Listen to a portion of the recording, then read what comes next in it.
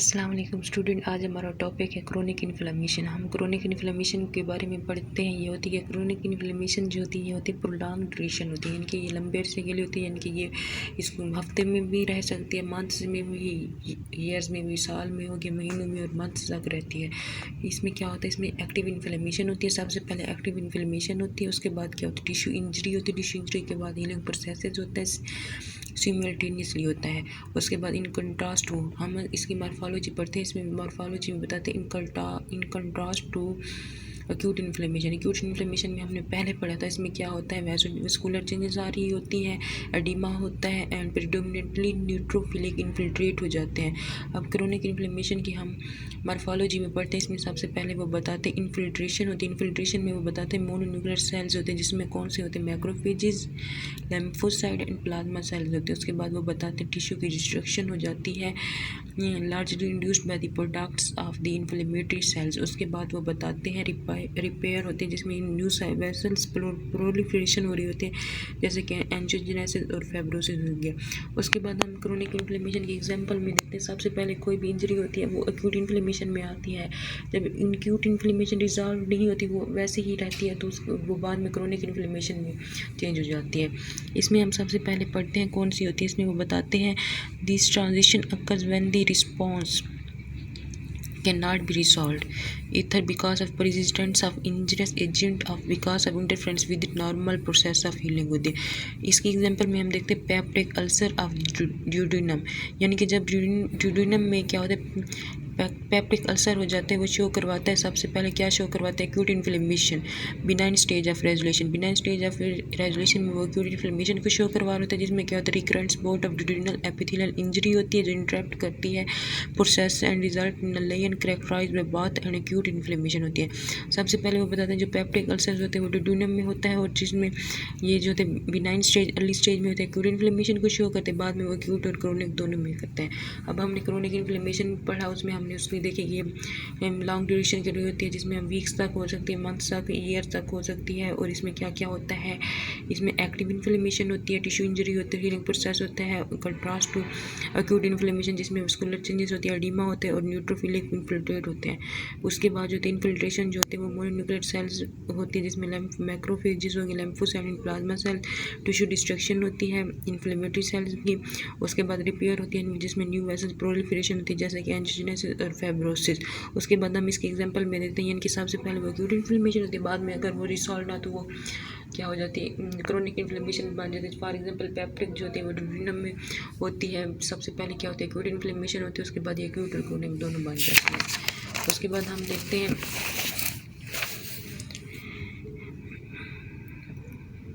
Chronic inflammation की काज। इसमें वो बताते हैं प्रेसिस्टेंट इन्फेक्शन। प्रेसिस्टेंट इन्फेक्शन में वो बताते हैं मैक्रोब जो होते हैं they are difficult to eradicate. इसमें जो मैक्रोब्स होते हैं उनको डिफ़िकल्ट हो जाते हैं, एरेडिकेट्स करना डिफ़िकल्ट हो जाता है। इसमें कौन से मैक्रोब्स होते हैं, इन्फेक्शन कौन से पाए जाते हैं, मैकोबैक्टीरिया हो गया, Treponema pallidum, mycobacteria, Treponema pallidum, causative organism, syphilis and certain viruses and fungi. कौन कौन से होते हैं, mycobacteria, Treponema pallidum, causative organism of syphilis and certain viruses and fungi. और इसमें वो बताते हैं T lymphocyte mediated immune responsible called delayed type of hypersensitivity हो जाती है। उसके बाद इम्यून मीडिएटेड इन्फ्लेमेटरी डिजीज़ या हाइपर सेंसिटिविटी डिजीज। इसमें क्या होता है, एक्सेसिव डिजीज़ होते हैं, जिसमें क्या होता है, एक्सेसिव एंड इनएप्रोप्रिएट एक्टिवेशन हो जाती है इम्यून सिस्टम की, और increasing recognized as being important health problem होता है। और ये क्या होता है, इंपॉर्टेंट हेल्थ प्रॉब्लम होता है, जिसमें एक्सेसिव एंड अप्रोप्रिएट क्या हो जाती है, इनएप्रोप्रिएट एक्टिवेशन हो जाती है इम्यून सिस्टम की। उसके बाद देखते हैं कुछ अंडर सर्टेन कंडीशन जो होते हैं इम्यून रिएक्शन जो होता है वो डेवलप करता है against the individuals own tissue.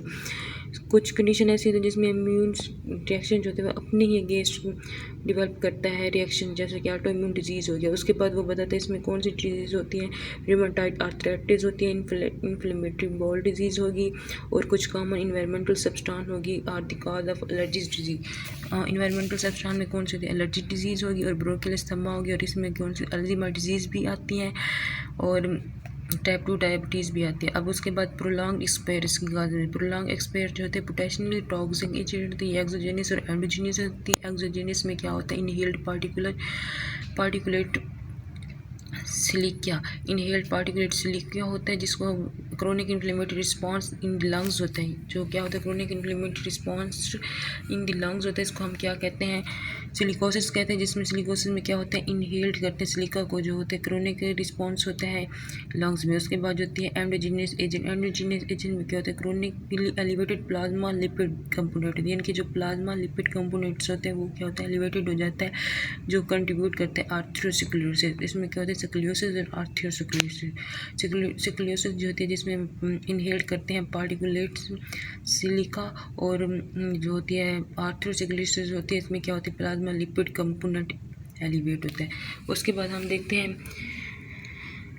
Chronic inflammatory cells and mediator. Mediators में हम देखते हैं मैक्रोफेजेस। सबसे पहले मैक्रोफेजेस क्या होते हैं, डोमिनेंट सेल्स होते हैं जो डिराइव किए जाते हैं क्रोनिक इन्फ्लेमेशन से। किससे डिराइव किए जाते हैं, क्रोनिक इन्फ्लेमेशन से। डोमिनेंट सेल्स होते हैं क्रोनिक इन्फ्लेमेशन के डिराइव किए जाते हैं फ्रॉम सर्कुलेटिंग ब्लड मोनोसाइट से। सर्कुलेटिंग ब्लड मोनोसाइट से डिराइव किए जाते हैं। और क्या, immigration from the bloodstream. Macrophages जो होते हैं वो normally diffusely scattered in most connective tissue होती है। मैक्रोफेजेस क्या होती है, वो नॉर्मली डिफ्यूज होते हैं, मोस्ट कनेक्टिव टिश्यू में नॉर्मल डिफ्यूजिबल होते हैं। जो लीवर में होती है हम उसको क्या कहते हैं, कॉपर सेल्स कहलाते हैं। और स्प्लीन एंड लैम्फ नोड्स में क्या कहलाती है, साइनस हिस्टोसाइट्स कहलाती है, साइनस हिस्टोसाइट कहलाती है।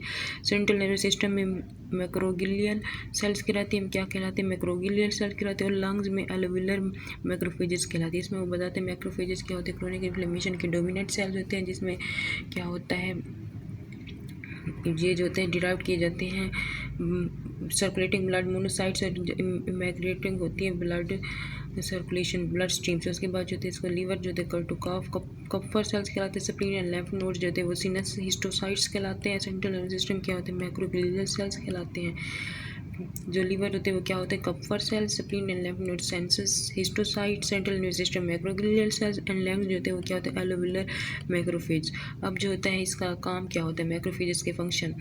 मैक्रोफेजेस जो होते हैं इसमें क्या होता है, इसमें ये इंजेक्शन और एलिमिनेशन ऑफ मैक्रोब्स की इंजेक्शन और एलिमिनेशन में होता है। और सिक्रीशन ऑफ मीडिएटर को सिक्रीशन करने के लिए होता है। उसके बाद initiation and propagation of inflammation के लिए यूज होता है। उसके बाद displaying antigen to T lymphocyte and response to significant immune reaction होता है। ये क्या करता है, सबसे पहले क्या करवाता है, injection and elimination of मैक्रोब्स mediators की सिक्रीशन करवाता है। और initiation and propagation of inflammation को इनिशिएट करवाता है और डिस्प्लेइंग करवाता है टी लिम्फोसाइट को।